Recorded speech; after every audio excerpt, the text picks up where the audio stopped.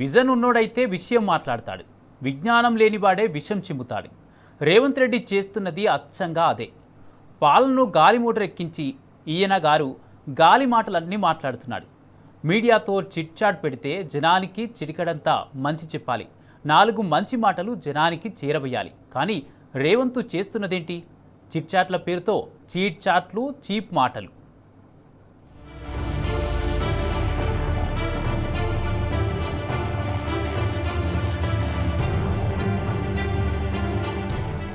ఎలుకతోలుని SARFAESI ఉతికితే తెల్లబడుతుందా? పడదు. నలుపు నలుపే. రేవంత్ రెడ్డి కూడా అంతే. హార్వర్డ్లు కూడా ఆయన మూతిని ప్రక్షాళన చేయలేవు. ఆ మనిషి నాలుకే మురికి కూపం, ఆ జీవి మురికి మాటల రూపం. సీఎం సీటెక్కి 2.5 ఏళ్లు హారతి. కట్టలు తెచ్చిందేమీ లేదు, ఊడబీకినవే ఎక్కువ. కూల్చివేతల్లో నంబర్ 1, విధ్వంసంలో అగ్రస్థానం. ప్రపంచ అశాంతి నోబెలుంటే అది నిస్సందేహంగా రేవంత్ రెడ్డిదే. ఒక సీఎం ఎలా ఉండకూడదో చెప్పటానికి ది బెస్ట్ ఎగ్జాంపుల్ గుంపు మేస్త్రి. కట్టిన ఇల్లు పెట్టిన పొయ్యిలాగా తెలంగాణను భద్రంగా అప్పగిస్తే పొక్కిలి చేసి పారేశాడు. అభివృద్ధి అడ్రస్ లేదు, సంక్షేమం సమర్పయామి. వెరసి రాష్ట్రమంతా సంక్షోభం. ఉపాధి లేక అన్ని రంగాలు ఆగమే. వ్యవస్థలన్నీ దివాలా అంచున కొట్టుమిట్టాడుతున్నాయి. ఇలాంటి విపత్కర పరిస్థితుల్లో ఒక బాధ్యత గల ముఖ్యమంత్రి ఏం చేయాలి? యుద్ధ ప్రాతిపదికన ప్రగతి కోసం ఒక యుద్ధమే ప్రకటించాలి. అందరినీ భాగస్వామ్యుల్ని చేయాలి. రాష్ట్రాన్ని కాపాడటానికి ఏం చేయాలో మేధోమథనం జరపాలి. సారీ, అది మెదడున్న వాళ్ళు చేసే పని.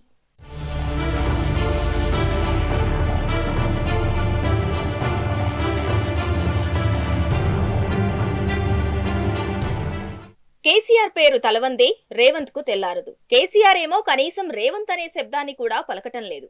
అది మనోడి ఫ్రస్ట్రేషన్. అటు యాంకర్లు పట్టించుకోక, ఇటు యాక్టర్లు కేర్ చేయక, సహచర మంత్రులు దేకక, ప్రధాన ప్రతిపక్ష నాయకుడు కూడా లెక్క చేయకపోతే నా పరువు ఏమైపోవాలన్నది రేవంత్ ఏడుపు. ఆ ఆవేదనతోనే ప్రసోళ్లు కనబడితే చాలు చీట్ చాట్లంటూ చాటంత చేసుకుంటున్నాడు. 2.5 ఏళ్లుగా అవే చిల్లర మాటలు, అవే చిల్లర ఆరోపణలు. తన మాటకు ఈ రాష్ట్రంలో మినిమం వాల్యూ లేదన్న ముక్క. పాపం, ఆ సాల్తీకి ఎవరైనా చెప్పండయ్యా బాబు. ఎంతసేపు రిపీటెడ్ రివెంజ్ రాజకీయం, డైవర్షన్ పాలిటిక్స్, ఈ రెండే నమ్ముకున్నాడు. మొన్న జగిత్యాలలో కేసీఆర్ సభకు పోటీగా కాళేశ్వరం దగ్గర సభ పెట్టి మిగిలిన ఆ చెంచాడు ఇజ్జత్ కూడా తీసుకున్నాడు రేవంత్ రెడ్డి. అయినా బుద్ధి రాలే. మళ్లీ చిట్ చాట్ పేరుతో చీట్ చాట్ చేసి అడ్డమైన చెత్తవాగుడంతా బయటికి డంప్ చేశాడు.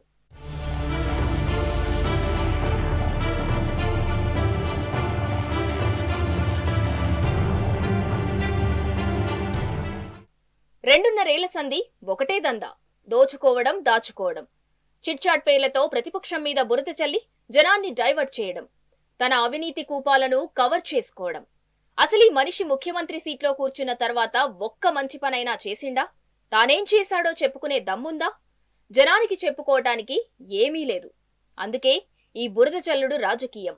కేసీఆర్ మీద, కేటీఆర్ మీద, హరీష్ రావు మీద చిల్లర ఆరోపణలు చేసి పబ్బం గడుపుకోవటం. చీప్ ట్రిక్స్, చీప్ ట్యాక్స్ తప్ప ఇంకేం తెలీదు ఈ చీఫ్ మినిస్టర్ కు. తెలంగాణలో బీఆర్ఎస్ పార్టీ రోజు రోజుకు తిరుగులేని రాజకీయ శక్తిగా ఎదుగుతుంటే రేవంత్ కాళ్ల కింద లిటరల్ గా భూకంపం పుడుతోంది. జూబ్లీహిల్స్ ప్యాలెస్ లో సెంట్రల్ ఏసీలు నడుస్తున్నా పాపం నిద్ర పట్టడం లేదట. ఒకటే కలవరింతలు, పలవరింతలట. ఎన్ని పాచిపోయిన పాచికలు వేసినా, కేసుల కుట్రలు చేసినా, అక్రమ అరెస్టు చేయించినా బీఆర్ఎస్ పడిలేచిన కెరటంలా దూసుకొస్తూనే ఉంది. అది చూసి రేవంత్ కు బీపీ 200 దాటిపోతోంది. ఆఖరికి తన రాజకీయ స్వార్థం కోసం రేవంత్ కేసీఆర్ కుటుంబంలో చిచ్చు పెట్టే నీచానికి దిగిన బీఆర్ఎస్ పై ప్రజల్లో ఉన్న విశ్వాసం రవ్వంతైనా తరగలేదు. పైగా డబులైంది. రేవంత్ పోవాలి, కేసీఆర్ రావాలి అని జగిత్యాల గడ్డ గర్జిస్తే రేవంత్ గుండెల్లో గుణపం దిగింది. కాళేశ్వరంపై పీసీ ఘోష్ కమిషన్ నివేదికను హైకోర్టు చెత్తపుట్టలో పారేయమంటే అనుముల ముఖం మినుముల్లా మాడింది. బెబ్బులి బయటికి వస్తున్నాడంటే నల్లమల జీవికి కాలరాత్రే. అప్పనంగా దండుకున్నటువంటి అధికారంతో రాజకీయ అజ్ఞాని లెక్క ఇవాళ రేవంత్ రెడ్డి చిల్లర మల్లర మాట్లాడుతూ ఉన్నాడు. నడవంత్రపు సిరి, నడవంత్రపు అధికారం మిడిసిపాటు తెస్తుంది అనేటువంటి ఒక నానుడి వాళ్ళ రేవంత్ రెడ్డికి పూర్తిగా వర్తిస్తుంది. ఇవాళ మొత్తం కాంగ్రెస్ పార్టీలో ఉన్నటువంటి ఒక కార్యకర్తలను, నాయకుల్ని అందరినీ కూడా అబాసుపాలు చేసి వాళ్ళందరి యొక్క చెమట మీద, రక్తం మీద, శ్రమ మీద అధికారంలోకి వచ్చి వాళ్ళ ఢిల్లీలో సంచులు మోసి అధికారంలోకి వచ్చిన రేవంత్ రెడ్డి ఉద్యమాలు, నాయకత్వ పరిపక్వత, ప్రజల ఆదరణ అనేటువంటి అంశం పట్ల ఏమాత్రం కూడా అవగాహన లేదు. నడవంత్రపు సిరితో, నడవంత్రపు అధికారంతో మిడిసి పడుతున్నటువంటి ఒక రేవంత్ రెడ్డి చరిత్ర తెలుసుకో, మూర్ఖుడు లెక్క, సన్నాసి లెక్క మాట్లాడకు. ఈ దేశంలో స్వాతంత్రం వచ్చిన తర్వాత జరిగినటువంటి ప్రజాస్వామ్యబద్ధమైన ఎన్నికల్లో అనేక మంది కాంగ్రెస్ పార్టీకి సంబంధించిన పెద్దలు ఓడిపోయినారు. డాక్టర్ బిఆర్ అంబేద్కర్ గారు కూడా ఓడిపోయినారు కదా, ఇందిరాగాంధీ గారు ఓడిపోయినారు కదా, రాజీవ్ గాంధీ గారు ఓడిపోయినారు కదా, అటల్ బిహారీ వాజ్పేయి గారు ఓడిపోయినారు కదా, ఆఖరికి రాహుల్ గాంధీ గారు కూడా ఓడిపోయినారు కదా. ఒకవేళ రాజకీయ నాయకులు ఓడినంత మాత్రాన వాళ్ళ చరిత్రలు సమాప్తమైపోతుంది, వాళ్లకున్నటువంటి ఒక రాజకీయ పలుకుబడి, ప్రాబల్యం అంతా కూడా సమసిపోతుంది, ఎక్స్పైర్ అవుతుంది అనుకుంటే నీ అంత మూర్ఖుడు, సన్నాసి, రాజకీయ జ్ఞానం లేనటువంటి ఒక మూర్ఖుడు ఎవరు బహుశా దేశంలో ఉండరు.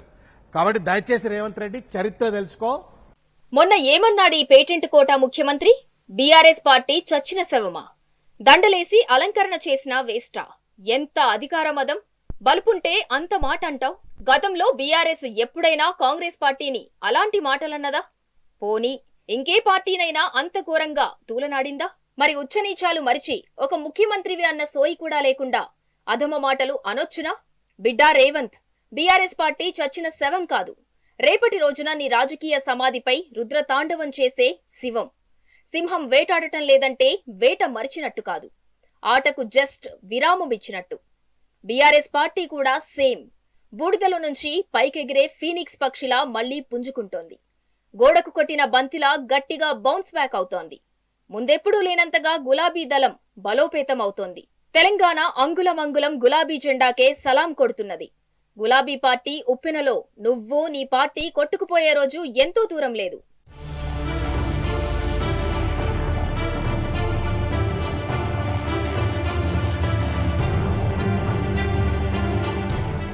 తన అవివేకపు కూతల్లో రేవంత్ రెడ్డి ఒక నిజాన్ని మాత్రం కరెక్ట్ గా ఒప్పుకున్నాడు. తెలంగాణ తెచ్చింది బీఆర్ఎస్ అని, రాష్ట్రాన్ని సాధించింది కేసీఆర్ అని చెప్పకనే చెప్పాడు రేవంత్. టీఆర్ఎస్ పార్టీ పుట్టిందే తెలంగాణ రాష్ట్రం కోసమని మీడియా ముఖంగా అంగీకరించాడు. తెలంగాణ కోసం 2001 నుంచి 2014 వరకు టీఆర్ఎస్ పార్టీ ఉద్యమం చేసిందని, కాంగ్రెస్ నేతృత్వంలోని యూపీఏ గవర్నమెంట్ మెడలు వంచి కేసీఆర్ స్వరాష్ట్రాన్ని సాధించారని రేవంత్ తన చిట్చాట్లో ఓపెన్ గానే ఒప్పుకున్నాడు. నిజం. ఎవరెంత వాగినా టీఆర్ఎస్ పార్టీ పుట్టిందే తెలంగాణ రాష్ట్రం కోసం, తెలంగాణ ప్రజల కోసం. ఈ నేల విముక్తికి 14 ఏళ్లు ప్రజా పోరాటాలు చేసిన ధీరోదాత్త పార్టీ బీఆర్ఎస్. పేగులు తెగే వరకు కొట్లాడి చివరకు 2014లో స్వరాష్ట్రాన్ని ముద్దాడిన పార్టీ. తెలంగాణ రాష్ట్రం సాకారం కాగానే టీఆర్ఎస్ పార్టీని ఉద్యమ పార్టీ నుంచి రాజకీయ పార్టీగా మారుస్తున్నట్టు కేసీఆర్ ప్రకటించారు. ఉద్యమ పార్టీగా టీఆర్ఎస్ తెలంగాణ రాష్ట్ర కలను సాకారం చేసిందని, ఇక నుంచి రాష్ట్రాభివృద్ధి కోసం రాజకీయ పార్టీగా అవతరిస్తుందని ఆనాడే చెప్పారు. చెప్పినట్టే పసిగుడ్డు తెలంగాణను దేశంలోనే పసిడి వన్నెల రాష్ట్రంగా నిలిపిండు. మరి ఇదంతా జరుగుతున్నప్పుడు రేవంత్ రెడ్డి ఎక్కడున్నాడు? సీమాంధ్ర పాలకుల మోచేతి బెల్లం నాకుతూ తెలంగాణ వ్యతిరేక శక్తుల సంఖలో ఉన్నాడు. సమైక్య పాలకుల కుట్రలకు ఉప్పందించాడు. ఉద్యమకారులపై రైఫిల్ గురిపెట్టాడు. తెలంగాణ ఉద్యమం, తెలంగాణ ఏర్పాటు, తెలంగాణ అభివృద్ధిలో రేవంత్ రెడ్డి పాత్రేంటి? గుండు సున్నా.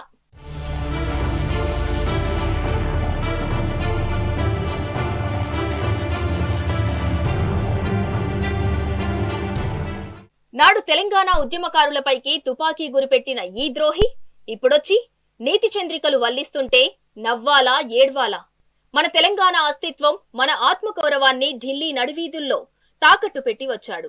కేసీఆర్ బుల్లెట్ ప్రూఫ్ లా నిలబడి తెలంగాణ సెల్ఫ్ రెస్పెక్ట్ ను కాపాడితే, రేవంత్ రెడ్డి కాకీల మీద తుపాకీ ఎక్కుపెట్టి తెలంగాణ మళ్లీ ఢిల్లీకి సాగిలపడేలా చేశాడు. మన నీళ్లను పక్క రాష్ట్రానికి ఈయనే దగ్గరుండి మలుపుతున్నాడు. ఈ మట్టి మీద బతుకుతూ, ఇక్కడి గాలి పీలుస్తూ, ఇక్కడి తిండి తింటూ ఈ మట్టికే ద్రోహం తలపెడుతున్న నయవంచకుడు. పైగా తెలంగాణ తెచ్చిన పార్టీని, తెలంగాణను అభివృద్ధి చేసిన పార్టీని పట్టుకుని నానా మాటలంటున్నాడు. కానీ నిజానికి బీఆర్ఎస్ ఉనికిని కోల్పోయిందని నువ్వు అన్నప్పుడే నీ భయమేంటో ప్రజలకు అర్థమైంది. బీఆర్ఎస్ శబ్దం నీ గొంతును జీరబోయేలా చేసిందని తెలిసిపోయింది. నీకు అచ్చంగా బీఆర్ఎస్ ఫోబియా పట్టుకున్నది. సగం టైం అయిపోయింది, ఇంకో 2 ఏళ్లే ఉంది. ఎన్నికలు దగ్గర పడుతున్నాయి, అందుకే నీకు దడ మొదలైంది. కేసీఆర్ ప్రపంచనాన్ని చూసి నీకు కంటి మీద కునుకు కరువైందని తెలుస్తూనే ఉంది. అర్ధరాత్రి నిన్ను పీడకలలు వెంటాడుతున్నాయని నీ మసక కళ్ళు చూసి చెప్పేయొచ్చు. అందుకేగా డైలీ కేసీఆర్ జపం చేస్తున్నావు. బీఆర్ఎస్ నామస్మరణ లేనిదే నీకు పొద్దుపోవటం లేదు. చీట్ చాట్లలో బీఆర్ఎస్ మీద విషం చిమ్ముతున్నావు.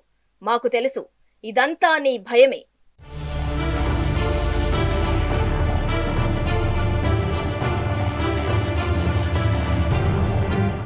దేశ స్వాతంత్రం కోసమే పుట్టిన కాంగ్రెస్ పార్టీ ఆ తర్వాత కూడా ఎందుకు కొనసాగింది?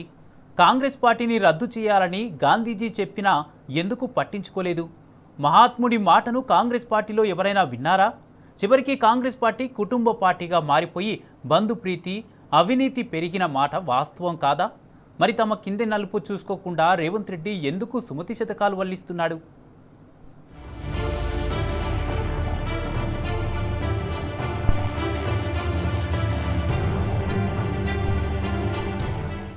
సరే, కాసేపు నీ ఆత్మ సంతృప్తి కోసం నీ వాదనే కరెక్ట్ అనుకుందాం. నువ్వు కూసినట్టు బీఆర్ఎస్ చచ్చిన శవమే అయితే ఒక ముఖ్యమంత్రి అయ్యుండి జస్ట్ పంచాయతీ ఎన్నికల కోసం రాష్ట్రమంతా ఎందుకు తిరిగావు? లోకల్ బాడీ ఎన్నికలను ఎందుకు ఆగమేఘాల మీద ముగించావు? ఒక్క జూబ్లీహిల్స్ ఉప ఎన్నికకు నీతో సహా మొత్తం కేబినెట్ అంతా ఎందుకు దిగింది?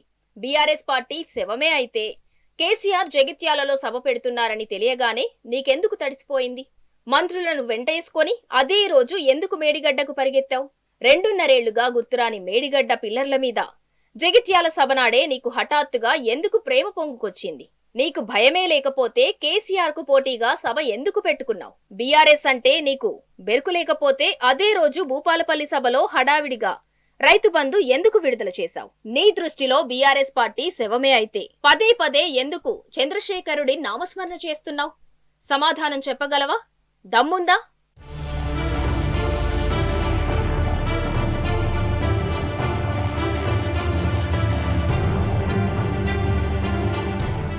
చూడు మిస్టర్ రేవంత్ రెడ్డి, నిజానికి ఇప్పుడు శవంగా మారుతున్నది ఎవరో తెలుసా? నీ కాంగ్రెస్ పార్టీ. యాక్చువల్లీ నువ్వు ఉన్నందుకే కాంగ్రెస్ పార్టీ చావుకు దగ్గర పడుతోంది. అంతకు ముందు కాంగ్రెస్ అంటే అంతో ఇంతో గౌరవం ఉండేది. నువ్వొచ్చి అది కూడా ఖరాబ్ చేశావు. కాంగ్రెస్ వాళ్ళు కనిపిస్తే బట్టలిప్పి సన్మానం చేసేట్టున్నారు జనం. నువ్వు, మీ మంత్రులు, మీ ఎమ్మెల్యేలు సెక్యూరిటీ లేకుండా బయట అడుగు పెట్టే పరిస్థితి లేదు. ఒకవేళ బయట తిరిగితే బడిత పూజే.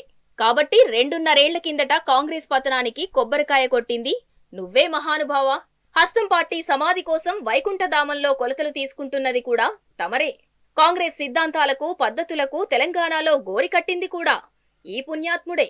ఇప్పుడు తెలంగాణలో జీవోత్సవంలా మారి బతుకున్న శవంలా, అధికార వస్త్రాలు కప్పుకున్న డెడ్ బాడీలా తయారైంది నీ కాంగ్రెస్ పార్టీనే. మొన్న సోషల్ మీడియాలో ఓ చిన్న పిల్లాడు రేవంత్ రెడ్డి వేస్ట్ అని మీడియా ముఖంగా చీదరించుకున్నాడు. చూసే ఉంటావు. చూడకపోతే చూడు, నీ గుండె పేలిపోకపోతే అడుగు.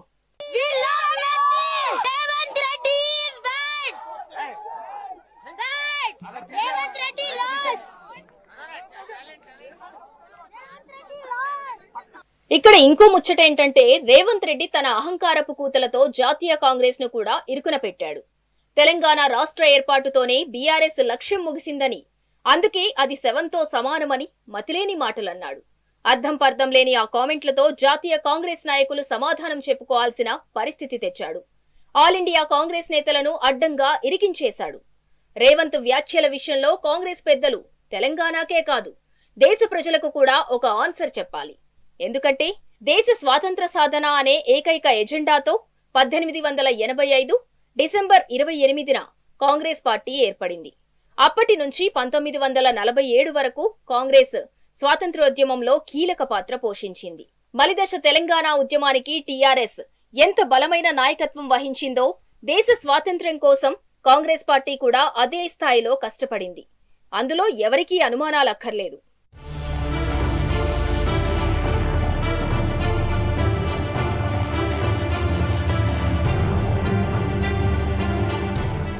మరి రేవంత్ థియరీ ప్రకారం దేశానికి స్వాతంత్రం వచ్చిన తర్వాత కాంగ్రెస్ పార్టీ లక్ష్యం నెరవేరినట్టేగా. అక్కడితోనే కాంగ్రెస్ కథ ముగిసినట్టే కదా. లక్ష్యం నెరవేరింది కాబట్టి కాంగ్రెస్ పార్టీని రద్దు చేయాలి కదా. మరి చేశారా? ఎందుకు చేయలేదు? ఈ ప్రశ్నలకు రేవంత్ రెడ్డి దగ్గర జవాబుందా? రేవంత్ మాటల ప్రకారం ఇవాళ దేశంలో కాంగ్రెస్ పార్టీ కూడా చచ్చిన శవమేనా? ఆ శవ పార్టీకైనా ఈయన గారు టీపీసీ చీఫ్ అధ్యక్ష పదవి వెలగబెట్టింది? ఆ డెడ్ బాడీ పార్టీ తరపునేనా ఎంపీగా పోటీ చేసింది? ఇప్పుడు ఆ పార్థివ పార్టీ నుంచేనా ముఖ్యమంత్రి సీట్లో కూర్చున్నది? మీ లెక్కల ప్రకారం కాంగ్రెస్ పార్టీ శవమైతే ఆ పార్టీకి రాహుల్ గాంధీ, గాంధీ కుటుంబం ఎందుకు నాయకత్వం వహిస్తున్నారు? పార్లమెంట్లో కాంగ్రెస్ శవ పార్టీకి రాహుల్ గాంధీ ప్రతిపక్ష నేతగా ఎలా ఉన్నారు? రాహుల్ గాంధీని ప్రధాని చేయటమే నా లక్ష్యమని పదే పదే పలుకుతున్నావు కదా. మరి చచ్చిన శవ పార్టీ నుంచి మీ చిన్నబాబును ఎలా పియ్యం చేస్తావు? నీ శవ పార్టీ రేపు ఓట్లు ఎలా అడుగుతుంది? ఊపిరి లేని పార్టీ ఈ దేశాన్ని ఎలా పాలిస్తోంది? ఆన్సర్ చెప్పవా ప్లీజ్?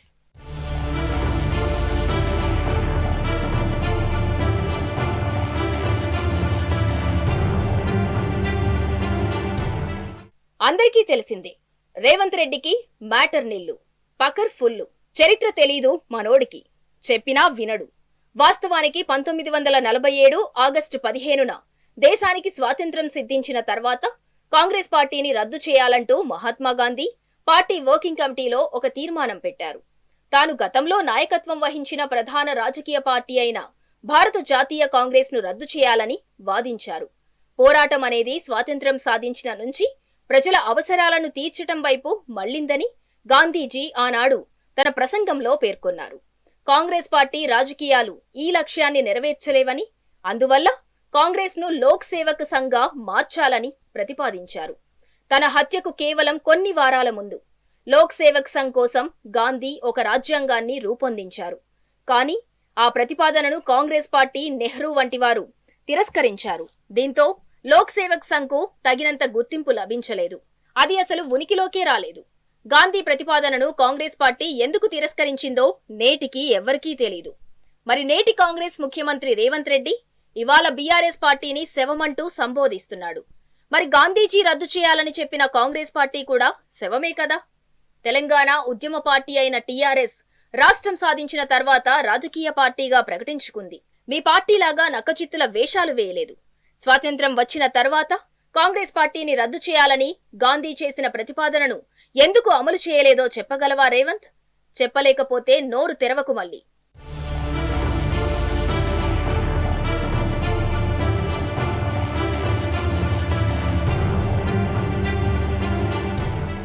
నీకు తెలియకపోతే మేం చెప్తాం విను రేవంత్.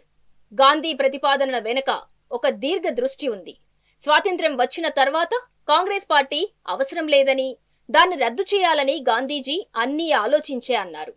పార్టీని ఒకవేళ రద్దు చేయకపోతే బంధుప్రీతి, లంచాలు, అవినీతి పెరుగుతుందని, అందుకే కాంగ్రెస్ ను రద్దు చేసి లోక్ సేవక్ సంఘ్గా మార్చాలని డిమాండ్ చేశారు.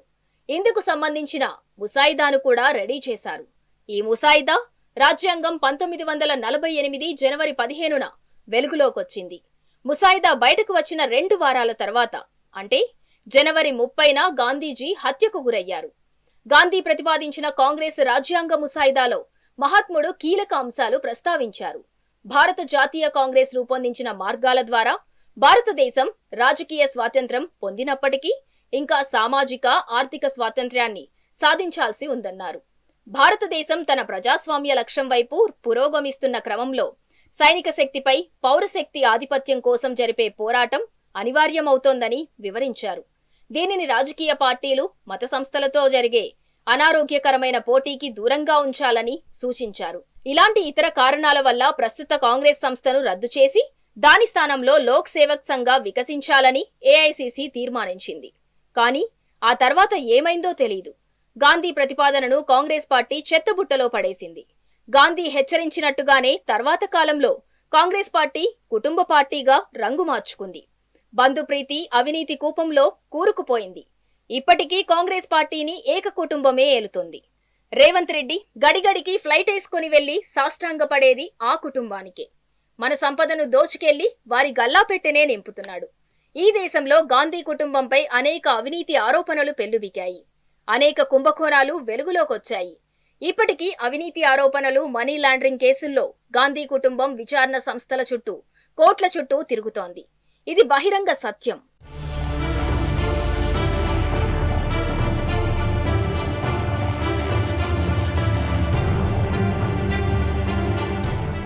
రాజకీయాల్లో గెలుపోటములు సహజం. ఒక్కసారి ఓడినంత మాత్రాన పని అయిపోయినట్టు కాదు. ఒకసారి గెలిస్తే ఇక అంతా తామే అని కూడా కాదు. ఈ దేశంలో కాంగ్రెస్ పార్టీ 12 ఏళ్లుగా అధికారానికి దూరంగా ఉంది. మరి కాంగ్రెస్ పార్టీ కూడా చచ్చిన శవమేనా? దానికి దండలేసి అలంకరణ చేసిన దండగేనా? రియాలిటీ ఏంటంటే దేశంలో కాంగ్రెస్ పార్టీ నిజంగానే శవంలా మారిపోయింది. 2014 తర్వాత కాంగ్రెస్ పతనం మొదలైంది. 2026 నాటికి ఆ పార్టీ పాతాళానికి జారిపోయింది. 2014లో కాంగ్రెస్ పార్టీకి దేశంలో ప్రతిపక్ష హోదా కూడా దక్కని దుస్థితి. 2019లో కూడా చావు దెబ్బతిన్నది. 2024లో ప్రాంతీయ పార్టీలు బతికించాయి. నిజానికి కాంగ్రెస్ పార్టీ తన ఉనికిని ఏనాడో కోల్పోయింది. గ్రాండ్ ఓల్డ్ పార్టీ అని డబ్బా కొట్టుకునే కాంగ్రెస్ ఇవాళ దేశంలో అధికారంలో ఉన్నది 3 రాష్ట్రాల్లోనే. వచ్చే ఎన్నికల నాటికి అవి కూడా మిగలవు. సందేహం వలదు. చీఫ్ మినిస్టర్ గారికి నా రిక్వెస్ట్, మీరు చీఫ్ మినిస్టర్, చీప్ మాటలు మాట్లాడటం బాగుండదు. ఎందుకంటే మీరు ఒక చీఫ్ మినిస్టర్గా మాట్లాడితే, ఏదైనా విధానపరమైన విషయం మీద మాట్లాడితే ప్రధాన ప్రతిపక్షంగా మేము స్పందిస్తాం, మాట్లాడతాం, మీకు జవాబిస్తాం. మీకు విషయం మాట్లాడే తెలివి లేదు. ఎంతసేపు విషయం జిమ్మడం, పర్సనల్గా దూషణలు, పర్సనల్గా గలీజ్ మాటలు తప్ప రేవంత్ రెడ్డి గారికి ఇంకోటి రాదు. వారిని నేను అడిగేది ఏమంటే, ఎక్స్పైరీ అయిపోయిందని మాట్లాడుతున్నాడు ఆయన. కాంగ్రెస్ పార్టీ చెతికిలబడి ఇప్పటికీ ఎన్నేళ్ళు అయిందండి? 12 ఏళ్ళ 13 ఏళ్ళ? అప్పటి నుంచి ఇప్పటివరకు లేవలేకపోతున్నది. ముందు వాళ్ళ స్థాయి, వాళ్ళ పరిస్థితి చూసుకోమనండి. వాళ్ళ జాతీయ పార్టీ అని చెప్పుకుంటారు, ఒక ప్రాంతీయ పార్టీ స్థాయికి పడిపోయింది. వాళ్ళ సంగతి చూసుకోమని రాదు. మా గురించి ఆయనకెందుకు?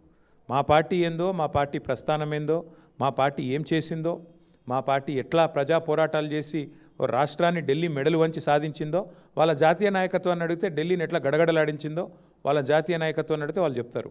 ఈయనకేం తెలుసు అప్పుడు ఎక్కడున్నాడు అడిగినప్పుడు? కాబట్టి నేను అనేది ఏమంటే, చీఫ్ మినిస్టర్ గారు చీప్ మాటలు మాట్లాడకపోతే మంచిది. ఇక బీఆర్ఎస్ పార్టీది మొదటి నుంచి ఒక్కటే ఫార్ములా. గెలిస్తే పొంగేది లేదు, ఓడితే కుంగేది లేదు. గెలుపోటములను స్పోర్టివ్గా తీసుకునే పార్టీ. అధికార పక్షమైన ప్రతిపక్షమైన బీఆర్ఎస్ ఎప్పుడు ప్రజల పక్షమే. ప్రధాన ప్రతిపక్షంగా గులాబీ దండు ప్రజా సమస్యలపై అలుపెరగని పోరాటం చేస్తున్నది. ప్రభుత్వ కుంభకోణాలను బయటపెడుతున్నది. సర్కార్ అవినీతి గుట్టును రట్టు చేస్తున్నది. కాంగ్రెస్ పాలకుల వైఫల్యాలను గులాబీ సైన్యం గొంతెత్తి ప్రశ్నిస్తున్నది. అందుకేగా వారి మీద అక్రమ కేసులు బనాయించి జైళ్లకు పంపుతున్నావు. శవాలు సైతం పాలకులను నిద్రపోనివ్వలేదని ఒక నానుడి ఉంది. కాబట్టి దేన్ని తక్కువ చేయకు రేవంత్. బీఆర్ఎస్ పార్టీ విషయంలో నీది ముమ్మాటికి మేకపోతు గాంభీర్యమే. టైం వస్తే కుందేళ్లు కుక్కలను తరుముతాయట. భద్రం బిడ్డా.